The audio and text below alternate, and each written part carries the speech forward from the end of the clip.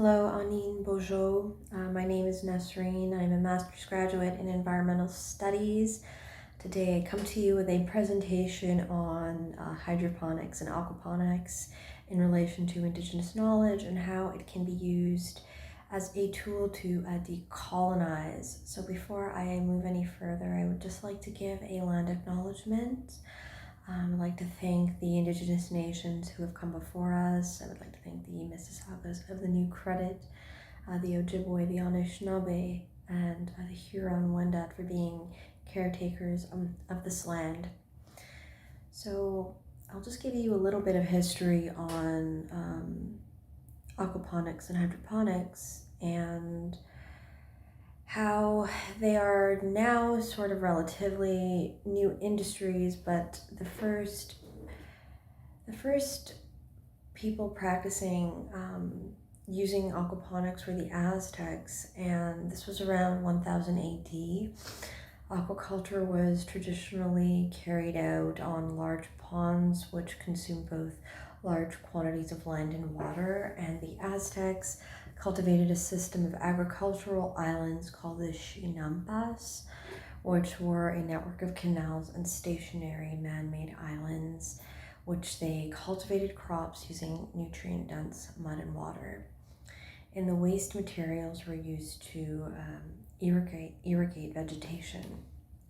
So one thing that I just want to mention, moving forward in this presentation, I would like us to think about the notion of colonization and how Indigenous people across North America have been targets of colonization, environmental atrocities, and how capitalism and profit have sort of exploited their lands for material gain, and how that's veered off into the destruction of their culture and their language. So the relationship between Indigenous people and the environment broadly defines who they are socially, spiritually, and ancestrally, and decolonization is the act of reclaiming heritage and ways of knowing about the land and its ecosystems. And the process of decolonization also involves learning about the ways of ancestors. So I want to mention this student project from the University of Northern Michigan in 2018. A group of students collaborated with Indigenous communities to design an aquaponics system intended to meet food needs, and they researched Indigenous knowledge keeping systems to help guide their aquaponics project. They researched the needs and traditions of the community and intended to serve them based on the number of inhabitants, daily calorie needs, climate, and culture. And the main questions driving this project was the scale, how the aquaponics would benefit the community, and what type of fish and plants would be used to meet the needs and desires of the chosen community. Next slide.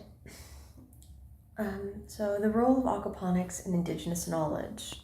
Cultural practices rooted in traditional ecological knowledge, such as the sustainability and preservation of food systems, promote reciprocity between living beings and self-determination necessary for community flourishing.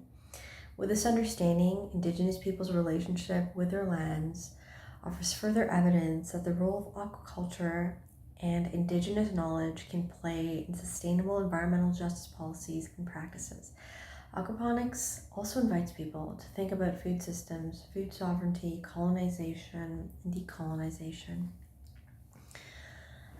Many Indigenous nations today are using contemporary forms of engineered ecosystems in the quest for restoration, and one of these is aquaponics, a system that combines hydroponics, which is cultivating plants and water, with aquaculture, which cultivates fish, shrimp, or other water organisms. And because nutrients from fish feces are absorbed by the plants and plants are filtering water used by the fish, this upholds the concept of mibazoan, Anishinaabe term for meaning a way of a good life. So aquaponics, by its nature, promotes the principles of balance and reciprocity through how it functions. So here are some examples, which I'll quickly go through. So the lady on the right here, her name is Jackie Tyler, and she's from the Cree Nation.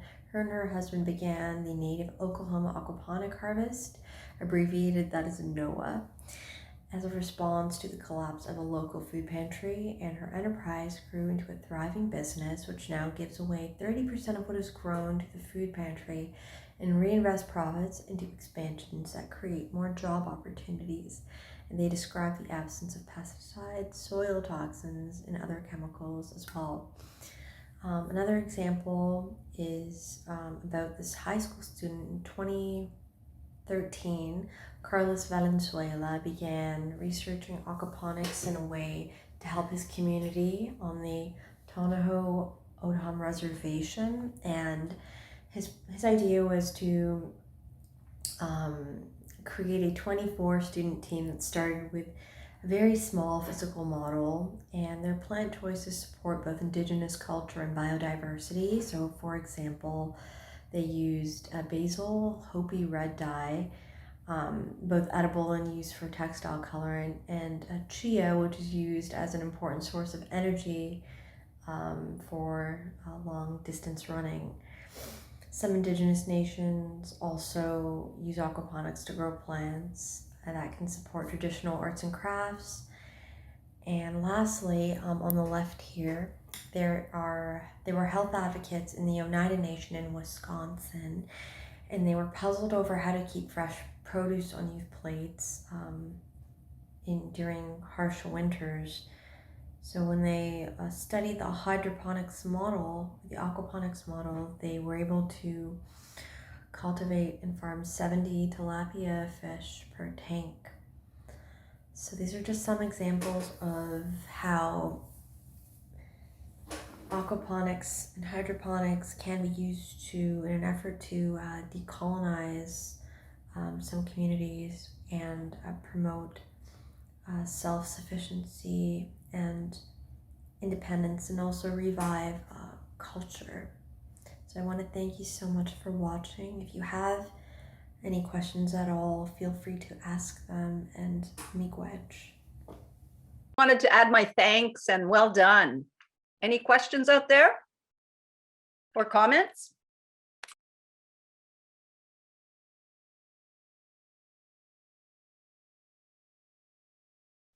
Okay. Yes, hi. Okay, go ahead, Natalie. Sorry, I had a quick question. In terms of the actual doing the aquaponics, you mentioned using a lake or like a small pond, but I thought that this was usually, like in the videos I've watched, this usually done in like a enclosed container. So I don't know about the exchange of contaminants, how that kind of relates. Thank you so much for your question. So aquaponics tends to be done in a very controlled environment. A lake or a pond would most likely be man-made. I mean, you could do it in a natural lake, but the only thing is that you have to monitor it very closely because you're doing a lot of the work yourself, adding the nutrients, the substrate and chemicals to promote that growth.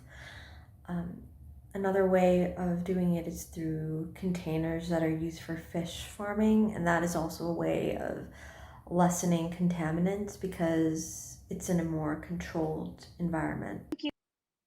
Thanks, Trish. I think we have time for one short question, and then we'll transition over to the next group.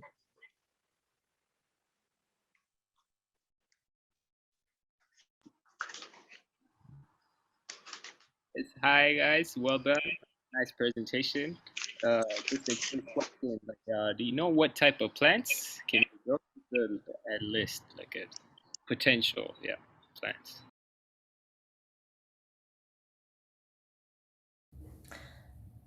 Oh yeah, thank you for your question. So based on my research, you can grow most things.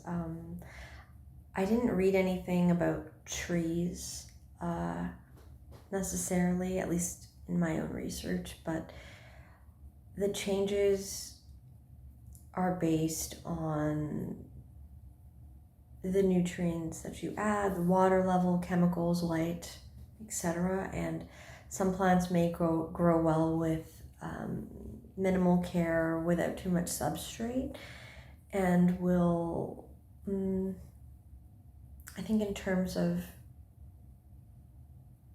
plants, if you're just starting out with this, a lot of the plants that I had come across were leafy greens and herbs such as basil, spinach. Yeah, I hope that answered your question. And feel free to join the next group if you want to watch and hear more about their project too.